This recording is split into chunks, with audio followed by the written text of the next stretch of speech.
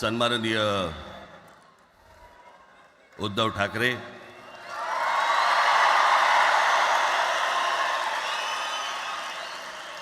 आणि माझ्या जमलेल्या सर्व तमाम मराठी बांधवांनो, भगिनींनो आणि मातांनो,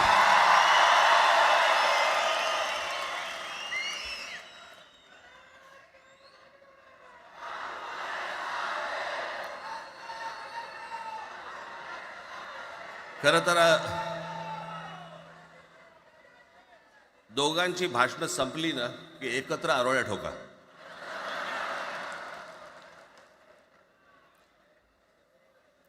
खरं तर आज मोर्चा निघायला पाहिजे होता.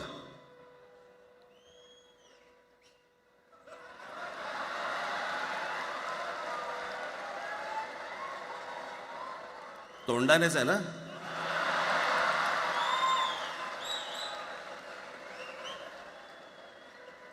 बस बस, मोर्चा खरं तर निघायला पाहिजे होता.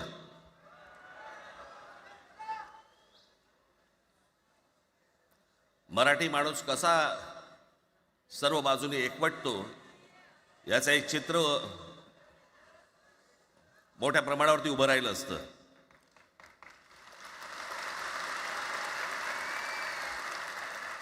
पण नुसत्या मोर्चाच्या चर्चेनेच माघार घ्यावी लागली.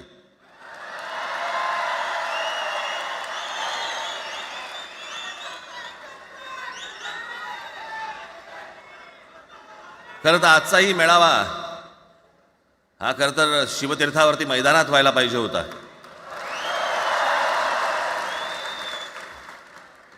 मैदान ओसंडून वाहिलं असतं अख्खं. पण पाऊस आहे, पावसामध्ये सगळ्या ठिकाणी अशा प्रकारचे काही जागा मिळत नाहीत फारशा मुंबईमध्ये, आणि म्हणून आज तुम्हाला सर्वांना इथे यावं लागलं. मी बाहेर जे उभे आहेत त्यांची मी दिलगिरी व्यक्त करतो की त्यांना आतमध्ये येता नाही आलं, परंतु आता काही स्क्रीनवरती आटपा.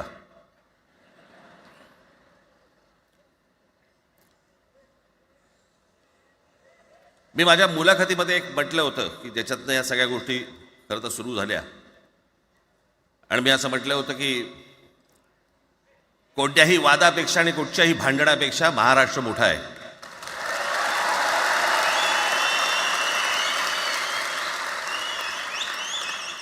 आज जवळपास 20 वर्षानंतर मी आणि उद्धव आम्ही एका व्यासपीठावरती आज येतो आहोत.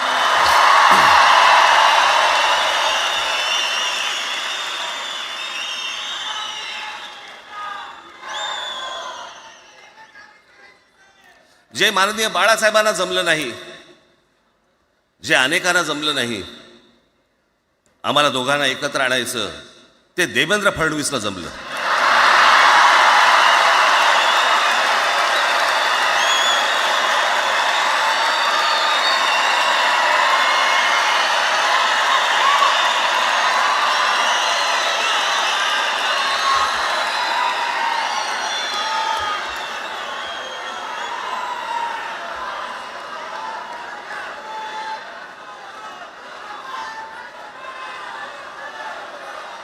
आता बऱ्याच सगळे चॅनल्सचे सगळे कॅमेरे तिकडे लागले, इकडे लागले, इकडे लागलेत.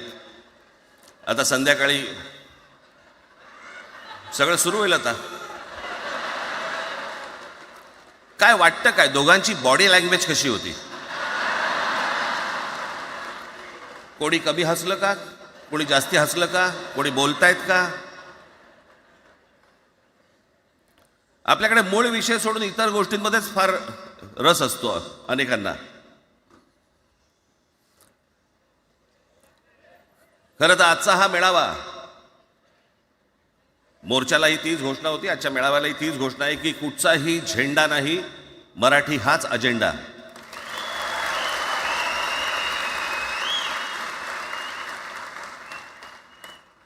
माझ्या मराठीकडे, माझ्या महाराष्ट्राकडे वेडावाकड्या नजरेने पाहायचं नाही कोणी.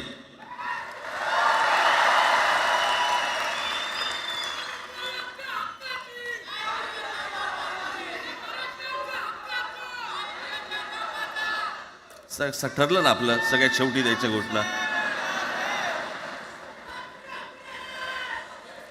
बसा, शांत बसा.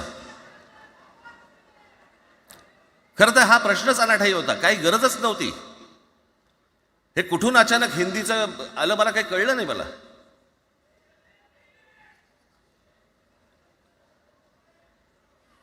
आणि हिंदी कशासाठी हिंदी, कोणासाठी हिंदी? त्या लहान लहान मुलांवरती जबरदस्ती करताय तुम्ही.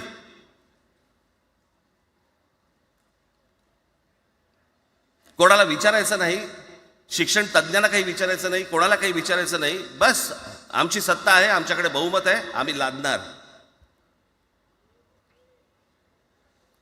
तुमच्या हातात सत्ता असेल ती विधान भवनात,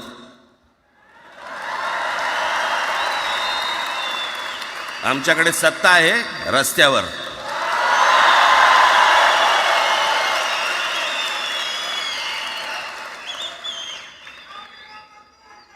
एक पत्र लिहिलं, 2 पत्र लिहिली, नंतर ते दादा भुसे माझ्याकडे आले. मला म्हणाले की आम्ही काय म्हणतो एवढं समजून तर घ्या, एवढं काय म्हणतो एवढं ऐकून तर घ्या. म्हटलं दादा तुम्हाला एक गोष्ट सांगतो, तुम्ही काय सांगता ते ऐकून घेईन पण ऐकणार नाही.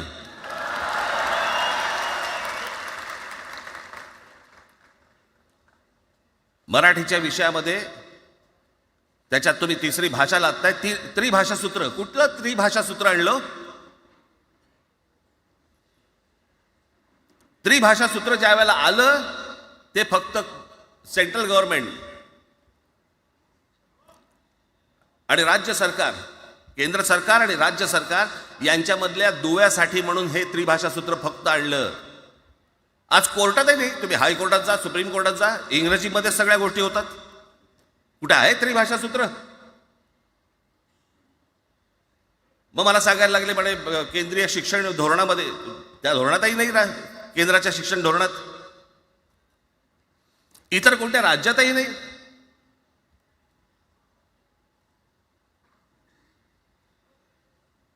महाराष्ट्रात प्रयोग करून पाहिला तरी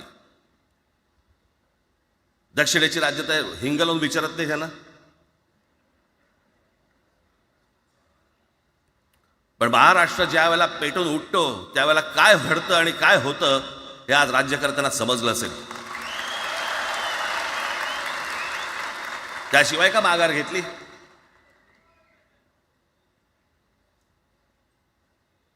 विनाकारण आणलेला विषय होता. मी त्याशी त्या भुसेंना सांगितलं, म्हटलं मला सांगा उत्तर प्रदेश, बिहार, राजस्थान, मध्य प्रदेश कोणती तिसरी भाषा आणणार आहेत? खरं तर आणली पाहिजे.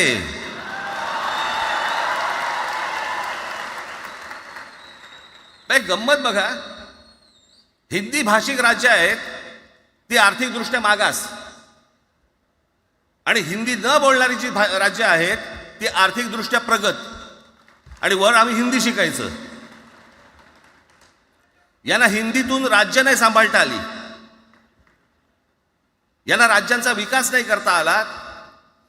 जे हिंदी बोलत नाहीत त्या राज्यांमध्ये, हिंदी बोलत असलेल्या राज्यांमधनं नोकरी धंद्यासाठी लोक इकडे येत आहेत आणि हे म्हणतात हिंदी शिका. कोणासाठी शिकायचं? 5वी नंतर काय हिंदी चित्रपट सृष्टीमध्ये जाणार आहेत पोरगा? कोणासाठी शिकायचं? हिंदी भाषेबद्दल मला वाईट नाही वाटत, भाषा कोणतीही श्रेष्ठच असते, उत्तमच असते. मग ती मराठी असेल, गुजराती असेल, तामिळ असेल, पंजाबी असेल, बंगाली असेल, हिंदी असेल, अजून कुठचीही असेल. एक भाषा उभी करायला खूप प्रचंड तपश्चर्या लागते, खूप लोकांची मेहनत असते. एक लिपी उभी करायला खूप प्रचंड ताकद लागते.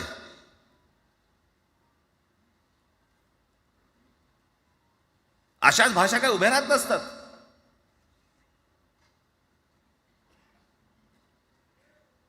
आणि या भाषेचं नवीन कुठून आणलं? त्याशी ते अमित शहा म्हणाले ज्याला इंग्रजी येतं त्याला पुढे म्हणे लाज वाटेल, म्हणे मला इंग्रजी येतं. अरे तुम्हाला नाही येत?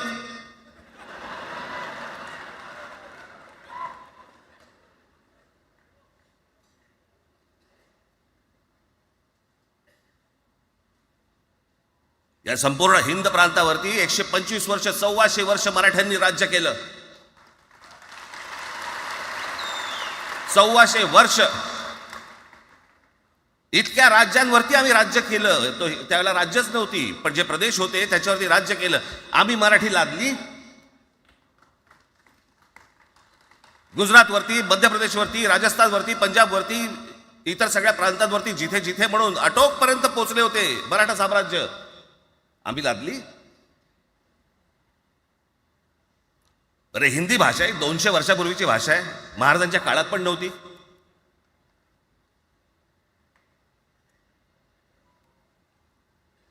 कशासाठी आणि कोणासाठी आणि काय करायचे नेमकं?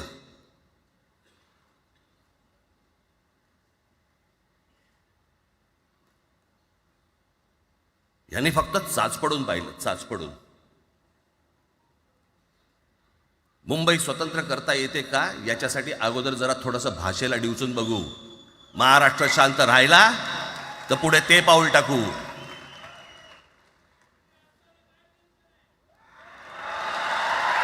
कोणाची माय व्हॅली आहे त्यांनी महाराष्ट्राला हात घालून दाखवावं, मुंबईला हात घालून दाखवावं.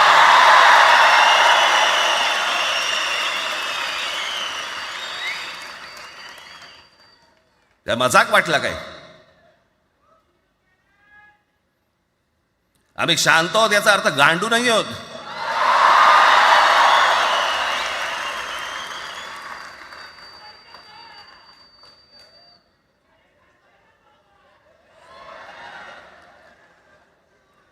काही अंगावरती लादायचा प्रयत्न करता आणि मग आता माघार घेतली ना, मग माघार घेतली त्याचं काय करायचं? मग वेगळ्या ठिकाणी वळवा सगळं प्रकरण, वेगळ्या ठिकाणी. म्हणजे कुठे? ठाकरेंची मुलं इंग्रजी मीडियममध्ये शिकली, बरं, मग पुढे? म्हणजे दादा भुसे मराठी मीडियममध्ये शिकून शिक्षण मंत्री झाले, देवेंद्र फडणवीस इंग्रजी मीडियममध्ये शिकून मुख्यमंत्री झाले. कुठे काय शिकले याचा काय संबंध?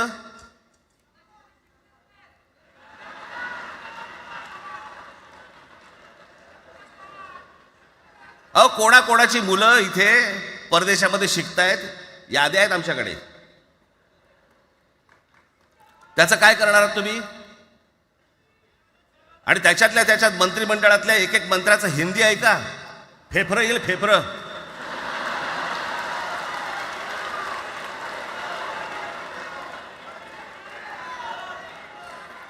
हे असले प्रश्न महाराष्ट्रातच विचारले जातात. आता मी तुम्हाला अजून एक गोष्ट सांगतो.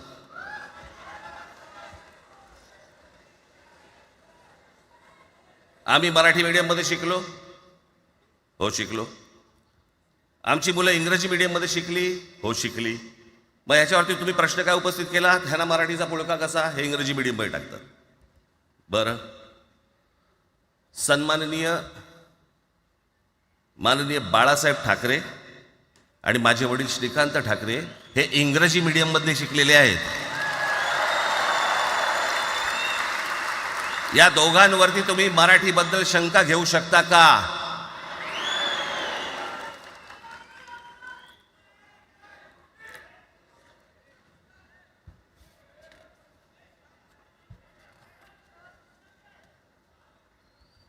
Lalkrishna Advani Saint Patrick high school Christian missionary स्कूलमध्ये शिकले. हिंदुत्वावर शंका घेऊ का त्यांच्या? कॉन्व्हेंट स्कूलमध्ये शिकलेले आहेत अडवाणी. दक्षिण भारतामध्ये बघा, तमिळच्या प्रश्नावरती, तेलुगूच्या प्रश्नावरती कडवटपणे समोर येऊन उभे राहतात. कोण विचारते तर तुमची मुलं कुठे शिकली आणि तुम्ही कुठे शिकलात?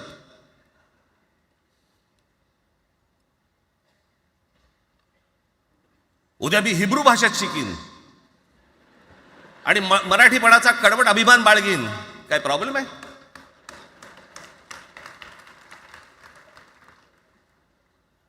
मी आता तुमच्याकडे दक्षिणेतले इंग्रजीमध्ये, मी अगदी थोडक्यात यादी आणली आहे. दक्षिण भारतातील इंग्रजी माध्यमात शिकलेले नेते आणि अभिनेते: Jayalalithaa Doveton English medium school, Stalin English medium school Loyola, Kanimozhi presentation convent school, Udhayanidhi म्हणजे करुणानिधींचा नातू डॉन बॉस्को. चंद्रबाबू नायडू वडील इंग्लिश टीचर होते, शिक्षण इंग्रजी माध्यमात झालं. पवन कल्याण आंध्र उपमुख्यमंत्री, शिक्षण सेंट ॲन. नारा लोकेश NTRचा नातू, चंद्रबाबूंचा मुलगा, Stanford school. Kamal Haasan Santhome high school. अभिनेता विक्रम मॉटफोर्ड स्कूल. अभिनेता Suriya English medium. AR Rahman आधी पद्मशेषाद्री बालभवन आणि नंतर मद्रास क्रिश्नरी हायस्कूल. परवा दिवशीचा एक प्रसंग सांगतो. एका व्यासपीठावरती तामिळनाडूमध्ये AR रहमान व्यासपीठावरती उभे होते, काहीतरी कार्यक्रम होता. त्या बाई तामिळमध्ये बोलत होत्या. अचानक ती बाई हिंदीत बोलायला लागली. त्याच्यावरती रहमानने तिच्याकडे असं बघितलं, बोलला हिंदी, आणि व्यासपीठावरनं खाली उतरला.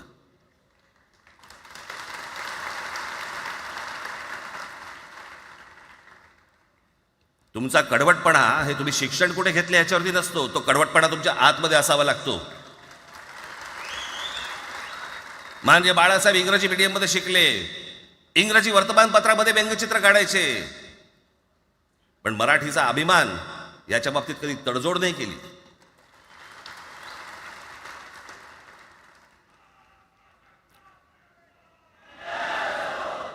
म्हणे एक भाषा म्हणे सगळ्यांनाच बांधून ठेवते. कुठची एक भाषा? आजपर्यंत काय वाकडं झालं? म्हणजे आपल्या संरक्षण खात्यामध्ये घ्या. आपल्या संरक्षण खात्यामध्ये जेवढी रेजिमेंट्स आहेत, मी फक्त तुम्हाला नावं वाचून दाखवतो. मद्रास रेजिमेंट आहे, राजपुताना रायफल्स आहे, राजपूत रेजिमेंट आहे, डोगरा रेजिमेंट आहे, सीख रेजिमेंट आहे, जाट रेजिमेंट आहे, पॅराशूट रेजिमेंट आहे, पंजाब रेजिमेंट आहे, ग्रेनेडियर्स आहेत, सीख लाईट इन्फंट्री आहे, मराठा लाईट इन्फंट्री आहे, गढवाल रायफल्स आहे, कुमाऊ रेजिमेंट आहे, आसाम रेजिमेंट आहे, बिहार रेजिमेंट आहे, महार रेजिमेंट आहे, जम्मू काश्मीर रायफल्स आहे, जम्मू आणि काश्मीर लाईट इन्फंट्री आहे, नागा रेजिमेंट आहे, गोरखा रायफल्स आहे, गोरखा रायफल्स आहे, त्याच्यानंतर तुमचं लडाख स्काउट्स आहे, अरुणाचल स्काउट्स आहे, सिक्कीम स्काउट्स आहे. इतक्या राज्यांच्या आज आपल्या संरक्षण खात्यामध्ये लोक आहेत आणि इतक्या रेजिमेंट्स आहेत. शत्रू दिसला की एकत्र तुटून पडतात ना. भाषेचा प्रश्न येतो कुठे?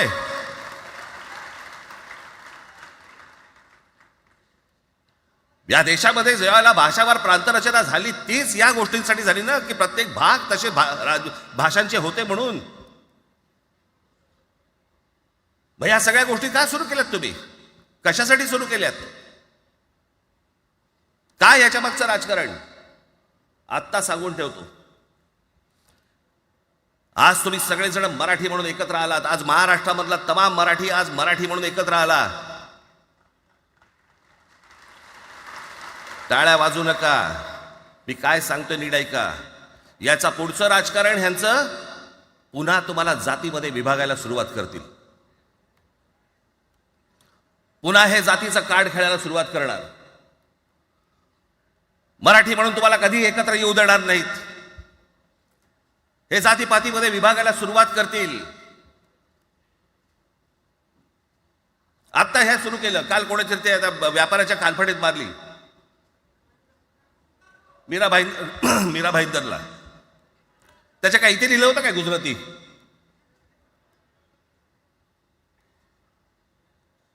पण एवढंही आपल्याकडे काही जे चॅनलमध्ये मराठी नाहीत, इतर चॅनलमध्ये हिंदी आणि याच्यात गुजराती माणसाला मारला. कुठच्या गुजराती माणसाला मारला? बाचाबाचीमध्ये समोरचा गुजराती निघाला, इकडचा मराठी निघाला. त्याच्यामध्ये काय गुजरात्यानं मारलं का? केवढे व्यापारी आहेत. अजून तर काहीच केलेलं नाही.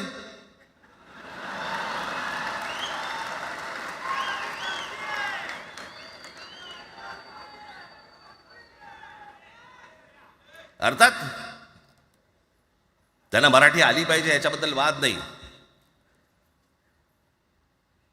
विनाकारण उठसूट काय मारामारी करायची गरज नाही आणि मारायची गरज नाही. पण जर जास्ती नाटकं केली तर कानाखाली आवाज काढलाच पाहिजे तुम्ही. पण चूक त्यांची असली पाहिजे. आणि एका गोष्टीचं लक्षात ठेवा, अशी कधी गोष्ट कराल त्याचे व्हिडिओ काढू नका.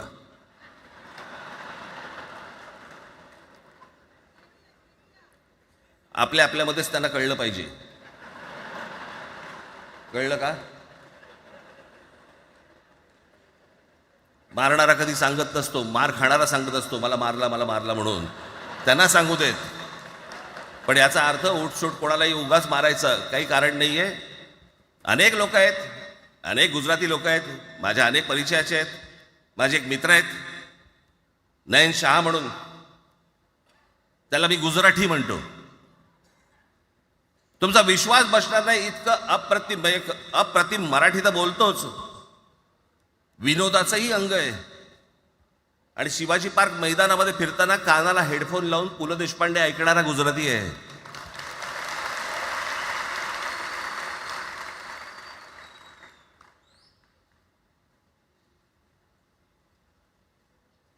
मी मगाशी तुम्हाला सांगितलं की हे मराठीचं बाळकडू आमच्यासाठी ते बाळकडूच होतं.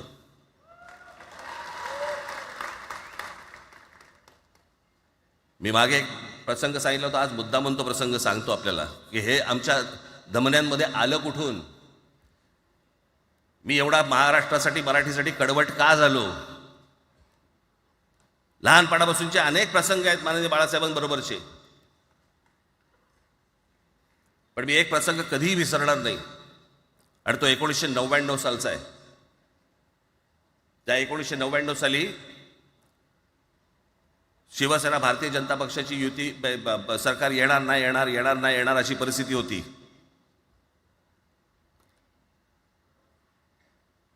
पवार साहेब त्यावेळेला त्यांनी राष्ट्रवादी काँग्रेस पक्ष स्थापन केला होता. वेगवेगळे लढले होते. आणि मग सगळ्या त्या वादामध्ये, शिवसेना भारतीय जनता पक्षाच्या त्या वादामध्ये काहीच होईना. दिवसामागून दिवस चाललेत, परंतु काही होईना. एके दिवशी मी मातोश्रीला खाली बसलो होतो, दुपारची वेळ होती. अचानक 2 गाड्या लागल्या. साधारणपणे 3:30-4 वगैरे वाजले असतील. ते दरवेळेला नाव विसरतो मी, पुण्याचं कोणतो जावडेकर, प्रकाश जावडेकर आणि काही मंडळी आली. मला म्हणाले, राज बाळासाहेबांना अर्जंट भेटायचं आहे. म्हटलं आत्ता ते भेटणार नाही. म्हटलं ती त्यांची झोपायची वेळ आहे. नाही म्हणे अर्जंट आहे म्हणे. म्हटलं नाही भेटणार. म्हटलं मी तुम्हाला सांगतो. म्हटलं काय विषय काय. म्हटलं मी बोलायचं काम करतो. म्हटलं काय विषय काय. आणि त्यांना सांगा मुख्यमंत्री पदाचा विषय झालेला आहे. म्हटलं अच्छा, अरे वा. म्हटलं काय झालं. सुरेशदादा जैन यांना दोन्ही बाजूने आम्ही ठरवलंय की त्यांना मुख्यमंत्री करायचं. एवढं फक्त बाळासाहेबांना सांगायचं. ठीक आहे. मी वर गेलो. रूममध्ये काळोख, शांतता. आम्ही अरे तुरेमध्ये बोलायचो म्हणून मी हाक मारली. म्हटलं हे काका. गाढ झोपले होते. म्हटलं काका उठ. ए काका उठ. बघितलं माझ्याकडे. काय रे. म्हटलं नाही, ती सगळे खाली जावडेकर वगैरे सगळी मंडळी आली आहेत. म्हटलं बरं मग. नाही ते म्हणतात ते मुख्यमंत्रीपदाचा विषय झाला आहे म्हणून. म्हटलं पण ते मला काय झालं. ते म्हणाले सुरेशदादा जैन यांना मुख्यमंत्रीपदासाठी दोन्ही जणांनी सांगितलं की करायचं म्हणून. असं माझ्याकडे बघितलं त्यांनी. त्यांना जाऊन सांग महाराष्ट्राचा मुख्यमंत्री मराठीच होईल, दुसरा कोणी होणार नाही.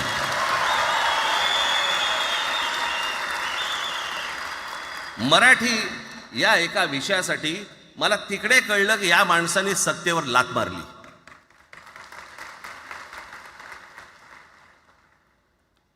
हे संस्कार ज्या पोरावरती झाले असतील तो मराठीसाठी तडजोड करेल काय. बाकी सगळ्या युत्या आघाड्या सगळ्या कुठच्याही गोष्टी होत राहतील. महाराष्ट्र, मराठी माणूस, मराठी भाषा याच्यावर तडजोड होणार नाही. कोणत्याही परिस्थितीत होणार नाही. याच्या पुढे देखील तुम्ही सर्वांनी सावध असणं पण गरजेचं आहे आणि सतर्क असणं पण तेवढंच गरजेचं आहे. पुढे पुढे काय काय गोष्टी घडतील, काय काय गोष्टी होतील कल्पना नाही. परंतु मला असं वाटतं की ही मराठीसाठीची एकजूट ही कायम राहावी आणि महाराष्ट्रामध्ये सन्माननीय माननीय बाळासाहेबांचं जे स्वप्न होतं ते पुन्हा साकारावं अशी एक आशा अपेक्षा आणि इच्छा व्यक्त करतो आणि आपणा सर्वांची मी रजा घेतो. धन्यवाद. जय हिंद, जय महाराष्ट्र. धन्यवाद राजसाहेब. मला हे सांगा, आपल्या सगळ्यांपेक्षा आज जास्त आनंदी कोण झालं असतं? आपल्या सगळ्यांपेक्षा आज जास्त आनंदी कोण झालं असतं?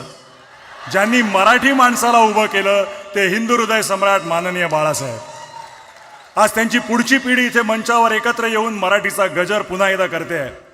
आणि त्या आजोबांचे 2 लाडके नातू आज आपल्या समोर मराठीचा झेंडा पुढे नेण्यासाठी सज्ज झालेले दिसत आहेत. अमित ठाकरे इकडे उपस्थित आहेत, आदित्य ठाकरे उपस्थित आहेत. मी त्यांचंही स्वागत करतो. या वास्तूला NSCI डोम असं म्हणतात, पण इथे आज देश पाहतोय मराठी भाषेवर होणाऱ्या अन्यायाविरुद्ध पेटलेला मराठी जनमानसाचा आगडोंब. या सर्व मराठी प्रेमींना आता उत्सुकता आहे माननीय शिवसेना पक्षप्रमुख श्री उद्धव बाळासाहेब ठाकरे हे काय बोलतील. मी त्यांना विनंती करतो की त्यांनी आपलं मनोगत व्यक्त करावं.